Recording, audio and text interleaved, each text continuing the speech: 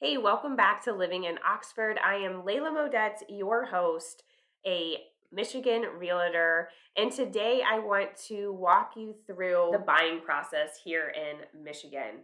So, if you are thinking about buying a home and you don't know where to start, whether that is a single family home, a condo, a townhome, a duplex, not that we have a ton of multifamilies here in Michigan, but the buying process is all similar. So I want to start off with probably one of the most important things.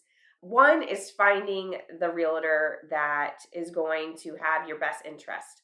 I think having the right realtor along the way is going to make a really big difference because the right realtor is going to walk you through the process, is going to educate you throughout the process because there's a lot. And sometimes that time frame of when we're learning everything and doing everything is so short here that it's really important to have someone that's going to essentially hold your hand throughout the process. Okay, so the very first thing I think you should do is find a realtor that is going to have your best interest at heart. And then that realtor is probably going to be able to put you into contact with a mortgage broker or someone who's going to be able to help you with the financing of the home.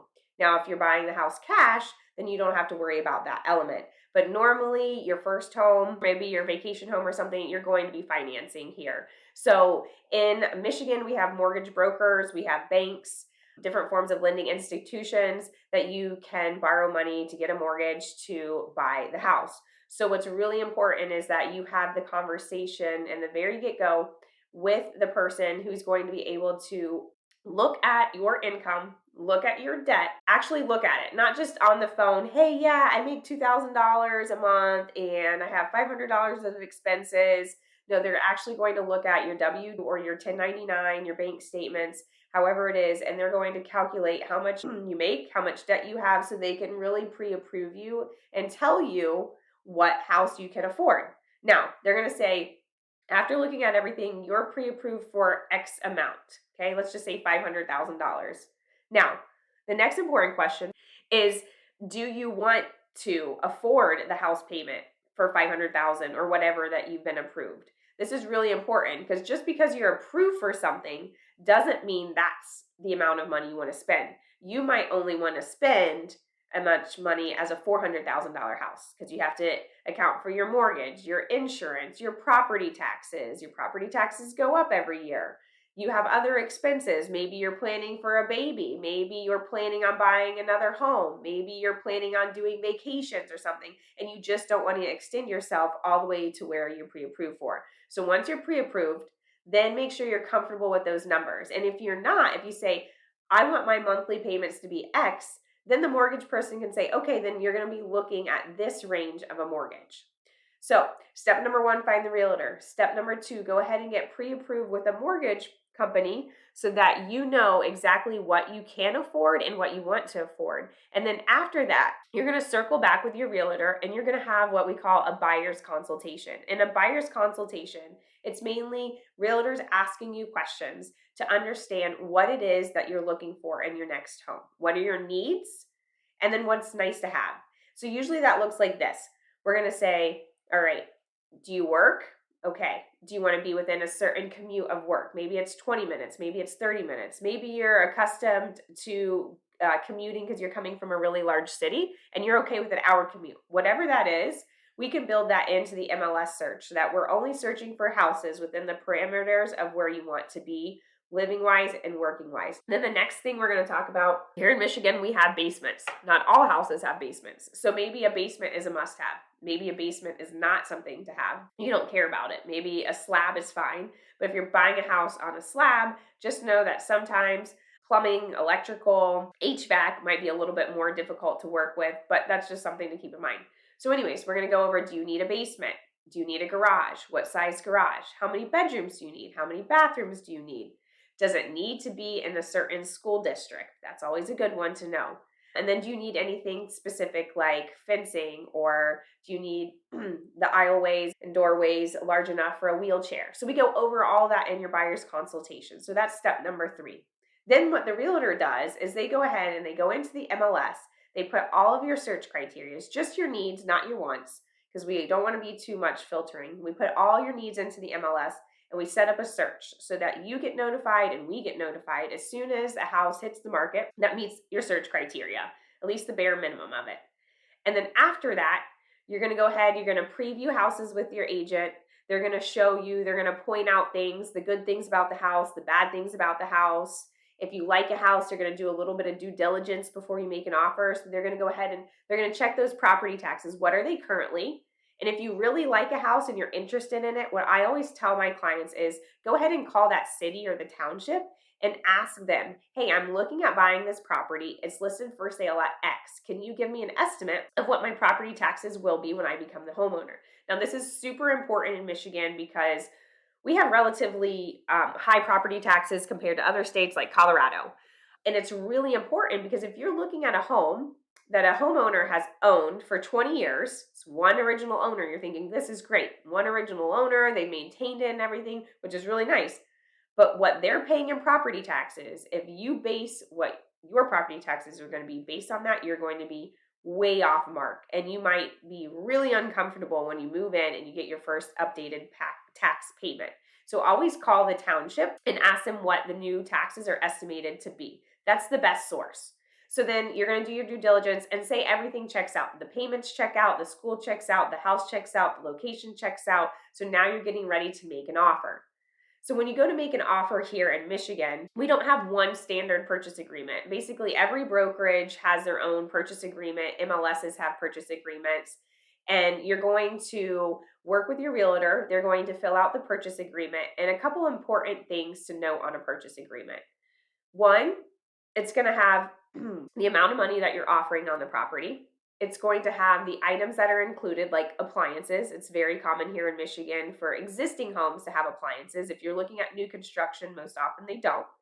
It's going to have your earnest money deposit. So you need to put down an earnest money deposit means I'm making an offer to the seller in good faith, and here's a little bit of money, which is usually held by a title company or a brokerage. And that's who's going to hold your earnest money deposit. And it says your earnest money deposit is due X amount of days once the seller has signed this agreement. And then it's going to have when is your inspection period. So here in Michigan, because the inventory has been so low the last 2 years, inspection periods, they used to be 7 days.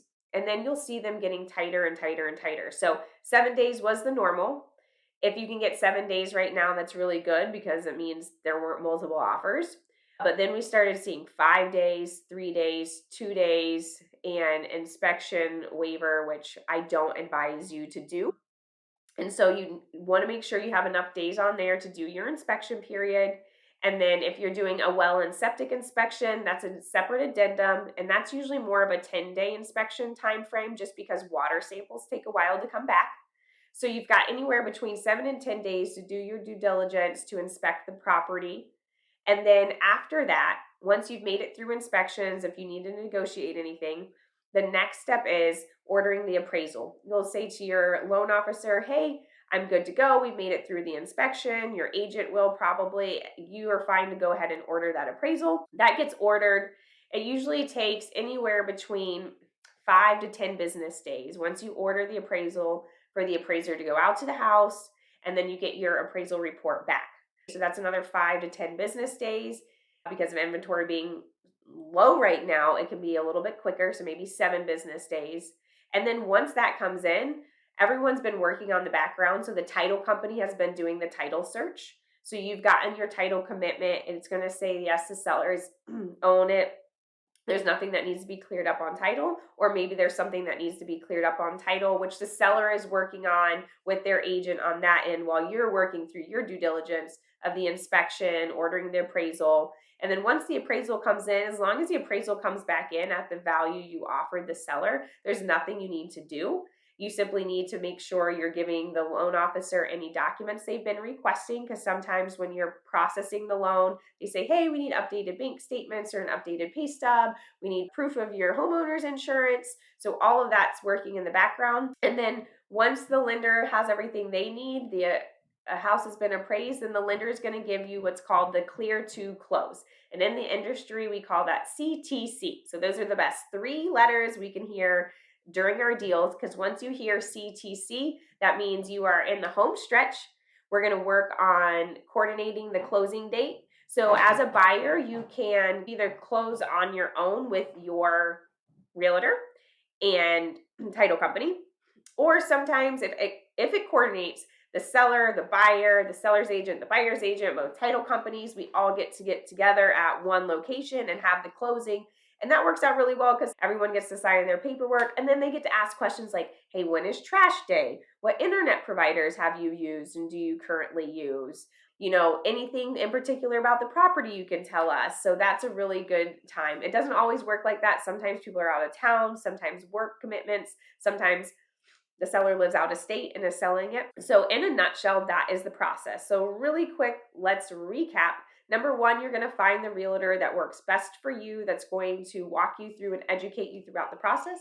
Number two, they're going to pair you up with a mortgage broker or a local bank or whoever best fits your needs. If you already have someone, that's great. And the process with them is they're going to get you pre-approved so you know exactly how much you can afford. And remember, how much do you want to actually buy?